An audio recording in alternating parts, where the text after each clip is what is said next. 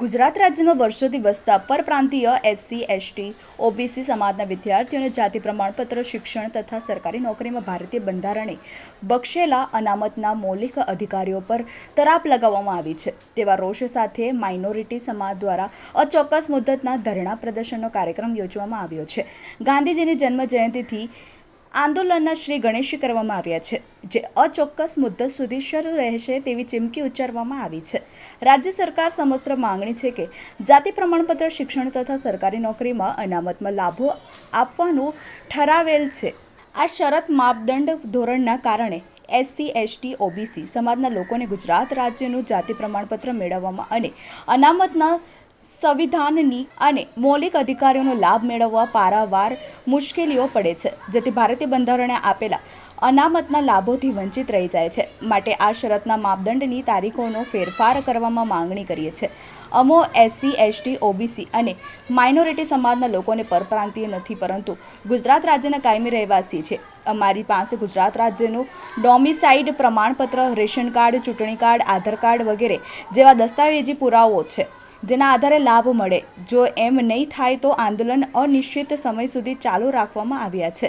મારું નામ અબ્દુલ રઝાક વજીર શાહ, સુરત શહેર મુસ્લિમ શાહ ફકીર સમાજનો અધ્યક્ષ।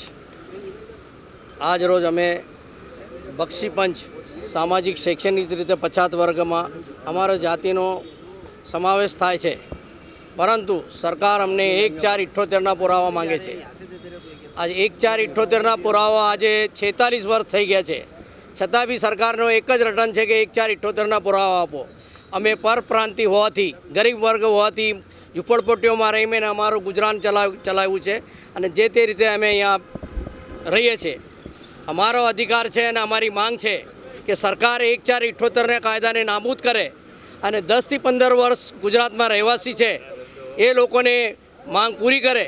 અને બીજી કે જે બાળકો ગુજરાતમાં જન્મ થયો છે અને પહેલા ધોરણથી અભ્યાસ કરે છે એવા લોકોને સરકાર તાત્કાલિક ધોરણે ન્યાયની વ્યવસ્થા કરે, એને સર્ટિફિકેટ આપે અને શૈક્ષણિક રીતે એ લોકોને ફાયદો થાય એવી અમારી માંગ છે। સરકારને અમે 20-25 વર્ષથી અરજીઓ કરીને આંદોલન કરીને થાકી ગયા છે, પણ સરકાર અમારી વાતને કંઈ ધ્યાન પર લેતી નથી।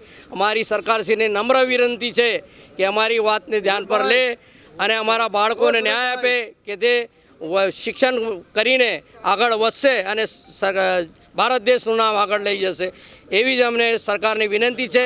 જય હિન્દ, જય ભારત। મારું નામ અરુણભાઈ કલાલ છે। આજ રાષ્ટ્રપિતા મહાત્મા ગાંધીની જન્મ જયંતિ નિમિત્તે અમે તથા સુરેશભાઈ સોનવણે કલેક્ટરશ્રીને આવેદનપત્ર આપવા આવેલા છે કે 1960થી જે લોકો અહીંયા વસવાટ કરે છે અને 1978થી જે વસવાટ કરે છે એના પુરાવા આપો તો તમને પેલું એ મળશે પ્રમાણપત્ર। પણ મારું એમ જ કહેવું છે, સુપ્રીમની ગાઈડલાઇન પ્રમાણે આ જે માણસ 15-20 વર્ષથી કોઈ પણ સ્ટેટમાં રહેતો હોય એને ત્યાં દરેક અનામતનો કેવું કે પ્રમાણપત્રનો એ એમને લાભ મળવો જોઈએ। આ આજ સુધી અમને મળેલો નથી। જે પ્રમાણે એમને કીધું કે આ ખાલી આઝાદી જૂઠી છે અને ખરેખર વાત છે। આજે માત્ર ને માત્ર રેશનના અનાજ પર લોકોને લલચાવીને આ સત્તા પર બેઠેલા છે। એમને અમે કહેવા માંગીએ છીએ કે અમારી 2-3 પેઢીઓ આજે ગુજરાતમાં સંપૂર્ણ થયેલી છે અને હજી પણ અમારા આવનારા પેઢીઓ એમને અગર આ પ્રમાણપત્ર ના મળે તો સરકારી લાભો ના મળશે, કોઈક નોકરી ના મળશે, તો અમે એના માટે આજે કલેક્ટરશ્રીને આવેદન આપવા માટે આવેલા છે। આવનાર દિવસોમાં અગર આ અમારી માગણી ના સ્વીકારાય તો અમે જલદ રીતે અને અહિંસક આંદોલન કરીશું, જેની તમામ જવાબદારી સરકારશ્રીને છે। અમે આત્મવિલોપન કરતાં પણ ખચકાઈશું નહીં, અમારા હક્કો અમે લઈને રહીશું। જય હિન્દ, જય ગુજરાત।